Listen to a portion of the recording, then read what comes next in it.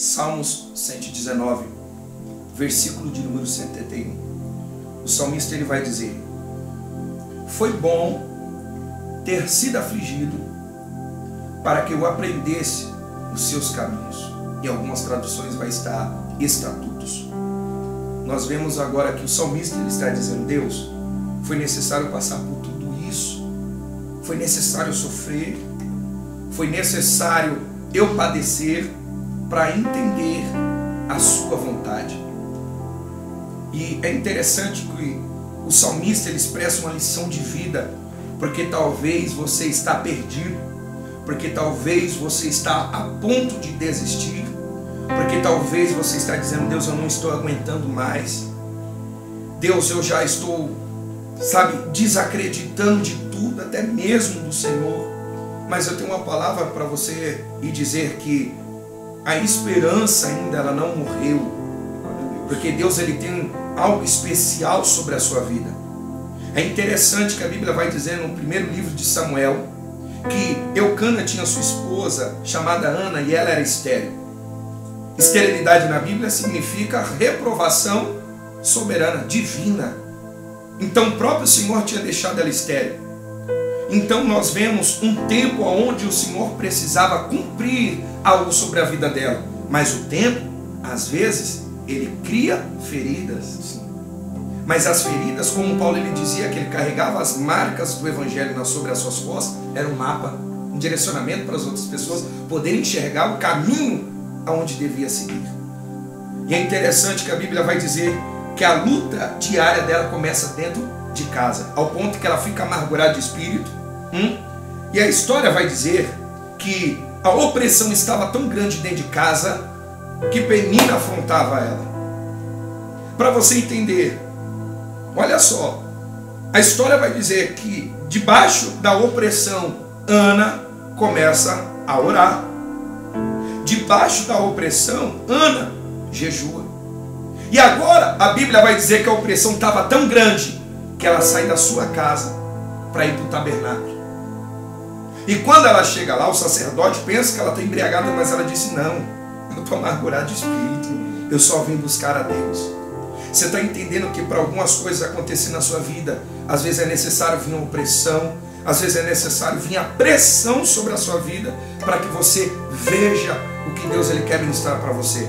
Entenda uma coisa, Deus sempre levantou algumas pessoas para destravar a nossa vida, para tirar a gente do acomodismo, para tirar a gente da situação que talvez a gente ache que está bom. Mas eu quero te lançar uma palavra profética. Deus vai te despertar e vai te destravar para um propósito eterno na obra dele.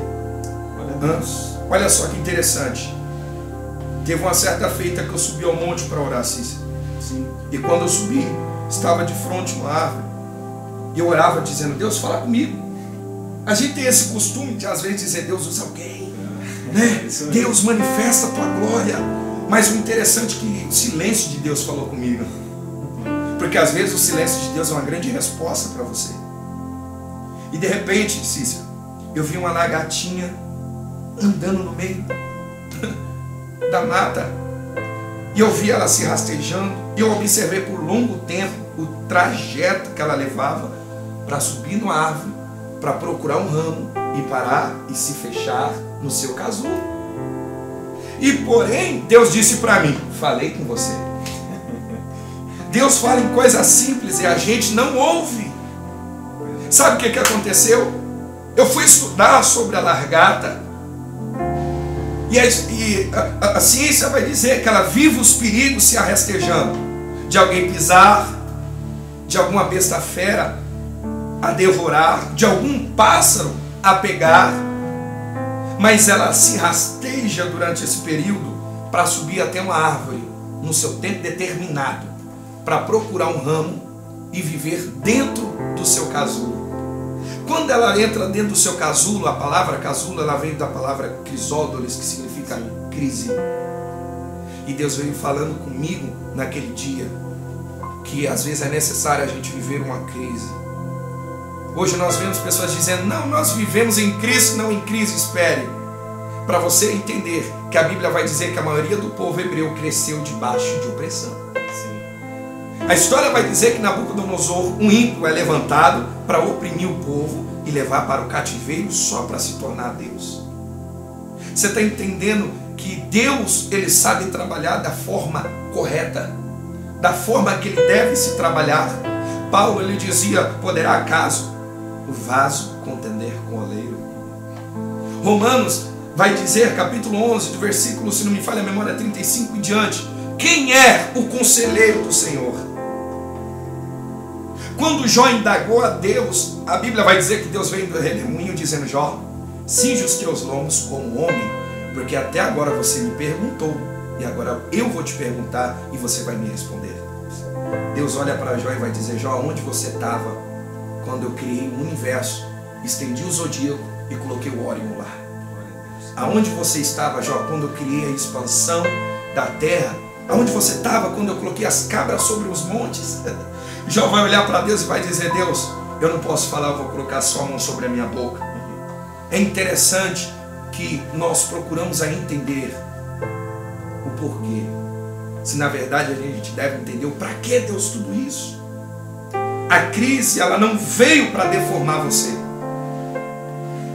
A situação não veio para te matar, simplesmente ela veio para te preparar para você voar.